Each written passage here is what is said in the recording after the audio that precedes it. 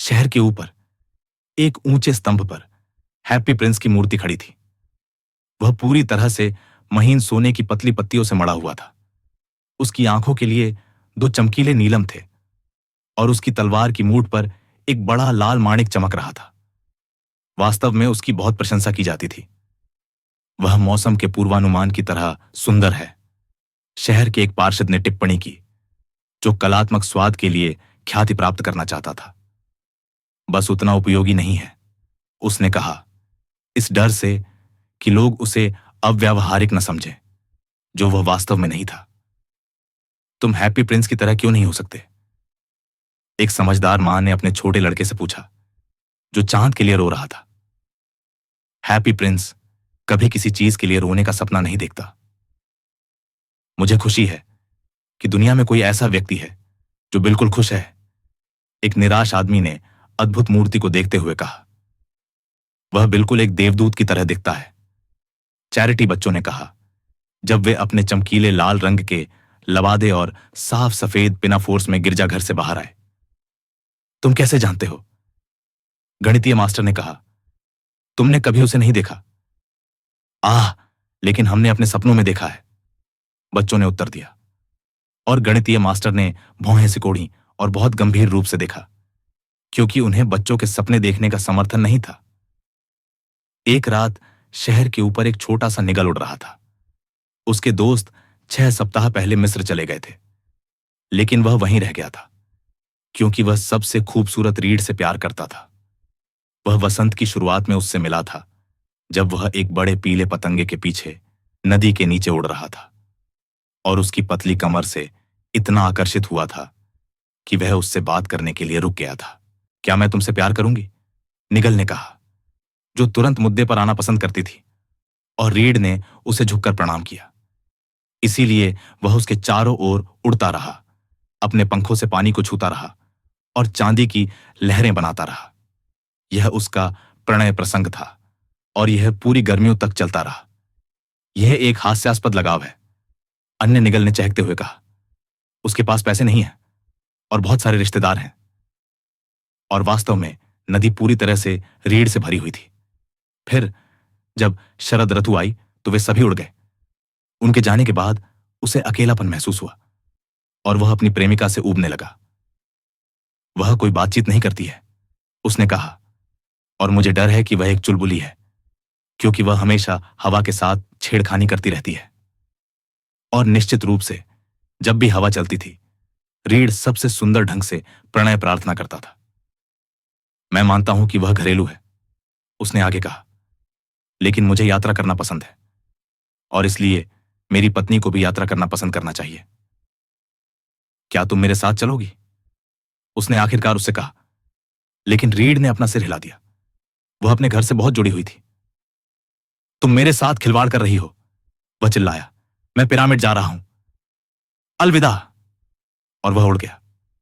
दिन भर वह उड़ता रहा और रात के समय वह शहर पहुंच गया। मैं कहां ठहरूंगा? उसने कहा, मुझे उम्मीद है कि शहर ने तैयारी कर ली होगी। फिर उसने ऊंचे स्तंभ पर मूर्ति देखी। मैं वहां ठहरूंगा, उसने चिल्लाया। यह बहुत अच्छी जगह है जहां ताजी हवा आती है। इसलिए वह हैप्पी प्रिंस के पैरों के बीच में उतर गया। मेरे पास एक सुनहरा शयन कक्ष है, उसने धीरे से खुद से कहा, और चारों ओर देखा, और वह सोने के लिए तैयार हो गया। लेकिन जैसे ही उसने अपना सिर अपने पंख के नीचे रखा, पानी की एक बड़ी बूंद उसके ऊपर गिर गई। कितनी अजीब बात है, वह चिल्लाया। आसमान में एक भी बादल नहीं है, तारे बिल्कुल साफ और चमकीले हैं, और फिर भी बारिश हो रही है। यूरोप के उत्तर में जलवायु वास्तव में भयानक है। रीढ़ को बारिश पसंद थी, लेकिन यह केवल उसका स्वार्थ था। फिर एक और बूंद गिरी। एक मूर्ति का क्या उपयोग है अगर वह बारिश को रोक नहीं सकती? उसने कहा, मुझे एक अच्छी चिमनी पॉट की तलाश करनी चाहिए। और उसने उड़ने का फैसला किया। लेकिन इससे पहले कि वह अपने पंख खोलता, एक तीसरी बूंद गिरी, और उसने ऊपर देखा और देखा। आह! उसने क्या देखा? हैप्पी प्रिंस की आंखें आंसुओं से भरी हुई थीं, और आंसू उसके सुनहरे गालों पर बह रहे थे। चांदनी में उसका चेहरा इतना सुंदर था कि छोटा निगल दया से भर गया। तुम कौन हो? उसने कहा। मैं हैप्पी प्रिंस हूं, तो तुम क्यों रो रहे हो? निगल ने पूछा। तुमने मुझे पूरी तरह से भिगो दिया है। जब मैं जीवित था और मेरा हृदय मानव जैसा था, मूर्ति ने उत्तर दिया। मुझे नहीं पता था कि आंसू क्या होते हैं, क्योंकि मैं सैंस सूसी के महल में रहता था, जहां धूप को प्रवेश करने की अनुमति नहीं है। दिन में मैं अपने साथियों के साथ बगीचे में खेलता था और शाम को मैं ग्रेट हॉल में नृत्य का नेतृत्व करता था। बगीचे के चारों ओर एक बहुत ऊंची दीवार थी, लेकिन मैंने कभी यह पूछने की परवाह नहीं की कि इसके पार क्या है। मेरे आसपास की हर चीज बहुत सुंदर थी। मेरे दरबारी मुझे खुश राजकुमार कहते थे, और मैं वास्तव में खुश था, अगर खुशी ही खुशी हो। इसीलिए मैं जिया और इसीलिए मैं मरा। और अब जब मैं मर गया हूं, तो उन्होंने मुझे यहां इतना ऊंचा स्थान दिया है कि मैं अपने शहर की सारी कुरूपता और सारा दुख देख सकता हूं।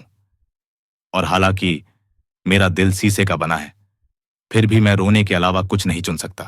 क्या वह ठोस सोना नहीं है? निगल ने खुद से कहा।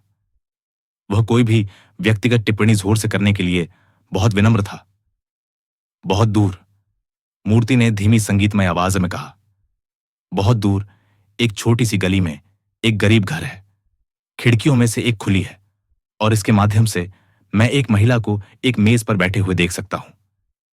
उसका चेहरा पतला और घिसा हुआ है और उसके खुरदरे लाल हाथ हैं जो सुई से चुभे हुए हैं, क्योंकि वह एक दर्जन है। वह रानी की सबसे प्यारी नौकरानियों के लिए अगले कोर्ट बॉल में पहनने के लिए साटन गाउन पर पैशन फ्लावर की कढ़ाई कर रही है। कमरे के कोने में एक बिस्तर पर उसका छोटा लड़का बीमार पड़ा है। उसे बुखार है और वह संतरे मांग रहा है। उसकी मां के पास उसे देने के लिए नदी के पानी के अलावा कुछ नहीं है, इसलिए वह रो रहा है। निगल, निगल, छोटे निगल, क्या तुम उसे मेरी तलवार की मूठ से माणिक नहीं लाओगे? मेरे पैर इस आसन पर बंधे हुए हैं और मैं हिल नहीं सकता। मिस्र में मेरा इंतजार किया जा रहा है, अबाबिल ने कहा। मेरे दोस्त नील नदी में ऊपर नीचे उड़ रहे हैं और बड़े कमल के फूलों से बातें कर रहे हैं। जल्द ही वे महान राजा की कब्र में सोने चले जाएंगे। राजा खुद वहां अपने रंगे हुए ताबूत में हैं। उन्हें पीले लिनन में लपेटा गया है और मसालों से सजाया गया है। उनकी गर्दन के चारों ओर हल्के हरे रंग की जेड की एक चेन है और उनके हाथ मुरझाए हुए पत्तों जैसे हैं।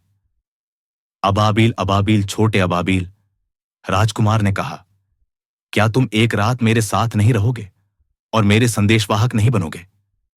लड़का बहुत प्यासा है और मां बहुत दुखी है। मुझे नहीं लगता कि मुझे लड़के पसंद हैं, अबाबिल ने जवाब दिया। पिछली गर्मियों में जब मैं नदी पर रह रहा था, तो वहां दो बदमाश लड़के थे, मिलर के बेटे, जो हमेशा मुझ पर पत्थर फेंकते रहते थे। बेशक वे मुझे कभी नहीं मारते। हम अबाबिल बहुत अच्छी तरह से उड़ते हैं, और इसके अलावा मैं एक ऐसे परिवार से हूं जो अपनी चपलता के लिए प्रसिद्ध है। लेकिन फिर भी यह अपमान का प्रतीक था। लेकिन हैप्पी प्रिंस इतना दुखी लग रहा था कि छोटे निगल को खेद हुआ। यहां बहुत ठंड है, उसने कहा, लेकिन मैं एक रात तुम्हारे साथ रहूंगा और तुम्हारा संदेशवाहक बनूंगा। धन्यवाद, छोटे निगल, राजकुमार ने कहा। इसलिए निगल ने राजकुमार की तलवार से बड़ा माणिक निकाला और उसे अपनी चोंच में लेकर शहर की छतों पर उड़ गया। वह गिरजाघर की मीनार के पास से गुजरा, जहां सफेद संगमरमर के स्वर्गदूतों की मूर्तियां बनी हुई थीं। वह महल के पास से गुजरा और उसने नाचने की आवाज सुनी। एक सुंदर लड़की अपने प्रेमी के साथ बालकनी में आई। तारे कितने अद्भुत हैं, उसने उससे कहा, और प्रेम की शक्ति कितनी अद्भुत है। मुझे उम्मीद है कि मेरी पोशाक राज्य बॉल के लिए समय पर तैयार हो जाएगी, उसने जवाब दिया। मैंने इस पर जुनून फूलों की कढ़ाई करने का आदेश दिया है, लेकिन दर्जी बहुत आलसी है। वह नदी के उस पार से गुजरा और उसने जहाजों के मस्तूलों पर लटकी लालटेन देखी। वह यहूदी बस्ती के उस पार से गुजरा और उसने बूढ़े यहूदियों को एक दूसरे से मोल तोल करते और तांबे के तराजू में पैसे तौलते देखा। आखिरकार वह गरीब घर में आया और अंदर झांका। लड़का अपने बिस्तर पर बुखार से करवटें बदल रहा था और मां सो गई थी। वह बहुत थकी हुई थी। वह उछलकर अंदर गया और उसने उस बड़े माणिक को महिला की अंगूठी के पास मेज पर रख दिया। फिर वह धीरे धीरे बिस्तर के चारों ओर उड़ता हुआ आया और अपने पंखों से लड़के के माथे को सहलाता हुआ चला गया। मुझे कितनी ठंड लग रही है, लड़के ने कहा। मुझे शायद बेहतर महसूस हो रहा है। और वह एक सुखद नींद में डूब गया। फिर निगल वापस हैप्पी प्रिंस के पास गया और उसे बताया कि उसने क्या किया है। यह अजीब है, उसने टिप्पणी की, लेकिन मुझे अब काफी गर्मी लग रही है, हालांकि यह बहुत ठंडा है। ऐसा इसलिए है क्योंकि तुमने एक अच्छा काम किया है, राजकुमार ने कहा। और छोटा निगल सोचने लगा और फिर वह सो गया। सोचते सोचते उसे हमेशा नींद आ जाती थी। जब दिन निकला तो वह नदी पर गया और नहाया। क्या अद्भुत घटना है, ऑर्निथोलॉजी के प्रोफेसर ने पुल पार करते हुए कहा। सर्दियों में एक निगल, और उसने स्थानीय समाचार पत्र को इसके बारे में एक लंबा पत्र लिखा। हर किसी ने इसका हवाला दिया। यह इतने सारे शब्दों से भरा था कि वे समझ नहीं पाए। आज रात मैं मिस्र जा रहा हूं, निगल ने कहा, और वह इस संभावना से बहुत खुश था। उसने सभी सार्वजनिक स्मारकों का दौरा किया और चर्च की मीनार के ऊपर लंबे समय तक बैठा रहा। जहां भी वह जाता, गौरैया चहचहाती और एक दूसरे से कहती, कितना प्रतिष्ठित अजनबी। इसलिए उसने खुद का भरपूर आनंद लिया। जब चांद उगाया तो वह हैप्पी प्रिंस के पास वापस उड़ गया। क्या तुम्हारे पास मिस्र के लिए कोई कमीशन है? उसने चिल्लाया। मैं अभी शुरू कर रहा हूं। निगल निगल, छोटा निगल, राजकुमार ने कहा। क्या तुम मेरे साथ एक रात और नहीं रुकोगे? सर्दी आ गई है, स्वैलो ने उत्तर दिया, और जल्द ही यहां ठंडी बर्फ गिरेगी। मिस्र में सूरज हरे ताड़ के पेड़ों पर गर्म होता है और मगरमच्छ कीचड़ में लेटे रहते हैं और आलसी होकर उनके चारों ओर देखते रहते हैं। मेरे साथी बालबेग के मंदिर में घोंसला बना रहे हैं और गुलाबी और सफेद कबूतर उन्हें देख रहे हैं और एक दूसरे से गुंजन कर रहे हैं। प्रिय राजकुमार, मुझे तुम्हें छोड़ना होगा, लेकिन मैं तुम्हें कभी नहीं भूलूंगा, और अगले वसंत में मैं तुम्हें उन 2 खूबसूरत रत्नों के बदले में वापस लाऊंगा जो तुमने दिए हैं। माणिक लाल गुलाब से भी ज्यादा लाल होगा और नीलम महासागर जितना नीला होगा। नीचे चौक में, हैप्पी प्रिंस ने कहा, एक छोटी सी माचिस लड़की खड़ी है। उसने अपनी माचिस नाली में गिरा दी है और वे सभी खराब हो गई हैं। अगर वह घर कुछ पैसे नहीं लाती है तो उसका पिता उसे पीटेगा, और वह रो रही है। उसके पास जूते या मोजे नहीं है और उसका छोटा सा सिर नंगा है। मेरी दूसरी आंख निकालकर उसे दे दो और उसका पिता उसे नहीं पीटेगा। मैं तुम्हारे साथ एक रात और रहूंगा, अबाबिल ने कहा, लेकिन मैं तुम्हारी आंख नहीं निकाल सकता, तब तुम बिल्कुल अंधे हो जाओगे। अबाबिल अबाबिल, छोटे अबाबिल, राजकुमार ने कहा, जैसा मैं तुम्हें आदेश देता हूं वैसा करो। इसलिए उसने राजकुमार की दूसरी आंख निकाल ली और उसे लेकर नीचे भागा। वह माचिस वाली लड़की के पास से झपटा और गहना उसके हाथ की हथेली में रख दिया। कांच का कितना प्यारा टुकड़ा है, छोटी लड़की चिल्लाई, और वह हंसती हुई घर भाग गई। फिर अबाबिल राजकुमार के पास वापस आया। अब तुम अंधे हो, उसने कहा, इसलिए मैं हमेशा तुम्हारे साथ रहूंगा। नहीं छोटे अबाबिल, बेचारे राजकुमार ने कहा, तुम्हें मिस्र चले जाना चाहिए। मैं हमेशा तुम्हारे साथ रहूंगा, अबाबिल ने कहा, और वह राजकुमार के पैरों के पास सो गया। अगले दिन वह राजकुमार के कंधे पर बैठा रहा और उसे अजीबोगरीब देशों में देखी गई कहानियां सुनाता रहा। उसने उसे लाल आइबिस के बारे में बताया, जो नील नदी के किनारे लंबी कतारों में खड़े रहते हैं और अपनी चोंच में सुनहरी मछलियां पकड़ते हैं। स्फिंक्स के बारे में, जो दुनिया जितनी ही पुरानी है और रेगिस्तान में रहती है और सब कुछ जानती है। व्यापारियों के बारे में, जो अपने ऊंटों के बगल में धीरे धीरे चलते हैं और अपने हाथों में एम्बर मोती रखते हैं। चंद्रमा के पहाड़ों के राजा के बारे में, जो आबनूस की तरह काला है और एक बड़े क्रिस्टल की पूजा करता है। बड़े हरे सांप के बारे में, जो ताड़ के पेड़ पर सोता है और उसके पास 20 पुजारी हैं जो उसे शहद के केक खिलाते हैं। और बौने के बारे में, जो बड़े सपाट पत्तों पर एक बड़ी झील पर तैरते हैं और हमेशा तितलियों के साथ युद्ध करते रहते हैं। प्यारे छोटे निगल, राजकुमार ने कहा, तुम मुझे अद्भुत चीजों के बारे में बताते हो, लेकिन किसी भी चीज से ज्यादा अद्भुत पुरुषों और महिलाओं की पीड़ा है। दुख से बड़ा कोई रहस्य नहीं है। मेरे शहर के ऊपर उड़ो, छोटे निगल, और मुझे बताओ कि तुम वहां क्या देखते हो। इसलिए निगल महान शहर के ऊपर से उड़ गया और उसने देखा कि अमीर लोग अपने सुंदर घरों में मौजमस्ती कर रहे थे, जबकि भिखारी दरवाजों पर बैठे थे। वह अंधेरी गलियों में उड़ गया और भूख से तड़पते बच्चों के सफेद चेहरे काली सड़कों पर बेसुध होकर देख रहे थे। एक पुल के मेहराब के नीचे दो छोटे लड़के एक दूसरे की बाहों में लेटे हुए थे ताकि खुद को गर्म रख सकें। हम कितने भूखे हैं, उन्होंने कहा। तुम्हें यहाँ नहीं लेटना चाहिए, चौकीदार चिल्लाया, और वे बारिश में बाहर चले गए।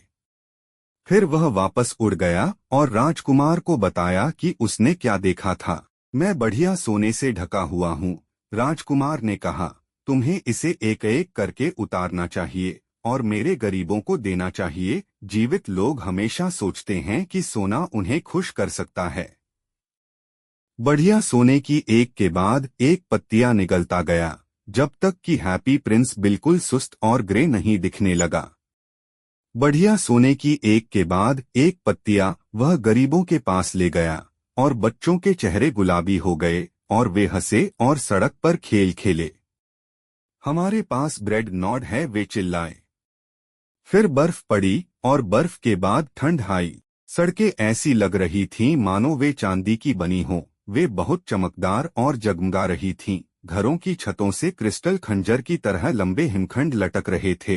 हर कोई फर में घूम रहा था और छोटे लड़के लाल रंग की टोपी पहने हुए थे और बर्फ पर स्केटिंग कर रहे थे। बेचारा छोटा निगल ठंडा होता जा रहा था, लेकिन वह राजकुमार को नहीं छोड़ता था। वह उससे बहुत प्यार करता था। जब बेकर नहीं देख रहा था तो उसने बेकर के दरवाजे के बाहर टुकड़े उठाए और अपने पंख फड़फड़ाकर खुद को गर्म रखने की कोशिश की। लेकिन आखिरकार उसे पता चल गया कि वह मरने वाला है। उसके पास एक बार फिर राजकुमार के कंधे तक उड़ने की ताकत थी। अलविदा प्यारे राजकुमार, उसने बड़बड़ाया, क्या तुम मुझे अपना हाथ चूमने दोगे? मुझे खुशी है कि तुम आखिरकार मिस्र जा रहे हो, छोटे निगल, राजकुमार ने कहा। तुम यहाँ बहुत लंबे समय तक रहे हो, लेकिन तुम्हें मेरे होठों को चूमना होगा, क्योंकि मैं तुमसे प्यार करता हूँ। मैं मिस्र नहीं जा रहा हूँ, निगल ने कहा। मैं मौत के घर जा रहा हूँ। मौत नींद का भाई है न? और उसने हैप्पी प्रिंस के होठों को चूमा और उसके पैरों पर गिर पड़ा। उस पल मूर्ति के अंदर एक अजीब सी दरार की आवाज आई, जैसे कि कुछ टूट गया हो। सच तो यह है कि शीशे का दिल दो टुकड़ों में टूट गया था। यह निश्चित रूप से एक भयानक कठोर ठंड थी। अगली सुबह महापौर नगर पार्षदों के साथ नीचे चौक में टहल रहे थे। जब वे स्तंभ के पास से गुजरे तो उन्होंने मूर्ति की ओर देखा। या हैप्पी प्रिंस कितना जर्जर दिख रहा है, उन्होंने कहा।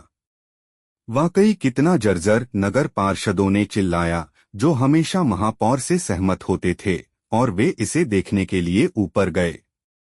उसकी तलवार से माणिक गिर गया है, उसकी आंखें चली गई हैं, और वह अब सुनहरा नहीं रहा, महापौर ने कहा। वास्तव में वह एक भिखारी से थोड़ा बेहतर है। एक भिखारी से थोड़ा बेहतर, नगर पार्षदों ने कहा। और वास्तव में उसके पैरों के पास एक मृत पक्षी है, महापौर ने जारी रखा। हमें वास्तव में एक घोषणा जारी करनी चाहिए कि पक्षियों को यहाँ मरने की अनुमति नहीं दी जानी चाहिए, और नगर क्लर्क ने सुझाव पर ध्यान दिया। इसलिए उन्होंने हैप्पी प्रिंस की मूर्ति को गिरा दिया।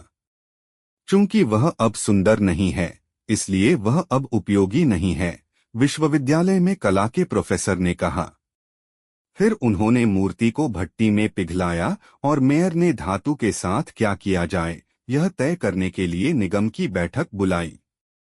हमें निश्चित रूप से एक और मूर्ति चाहिए, उन्होंने कहा, और यह मेरी मूर्ति होगी। मेरी, प्रत्येक नगर पार्षद ने कहा, और वे झगड़ने लगे। जब मैंने आखिरी बार उनके बारे में सुना तो वे अभी भी झगड़ रहे थे। क्या अजीब बात है, ढलाई घर में काम करने वालों के पर्यवेक्षक ने कहा। यह टूटा हुआ शीशे का दिल भट्टी में नहीं पिघलेगा। हमें इसे फेंक देना चाहिए। इसलिए उन्होंने इसे धूल के ढेर पर फेंक दिया, जहां मृत निगल भी पड़ा था। मुझे शहर की 2 सबसे कीमती चीजें लाओ, भगवान ने अपने एक स्वर्गदूत से कहा, और स्वर्गदूत ने उसे शीशे का दिल और मृत पक्षी लाकर दिया। तुमने सही चुना है, भगवान ने कहा, क्योंकि मेरे स्वर्ग के बगीचे में यह छोटा पक्षी हमेशा के लिए गाएगा, और मेरे सोने के शहर में खुश राजकुमार मेरी प्रशंसा करेगा।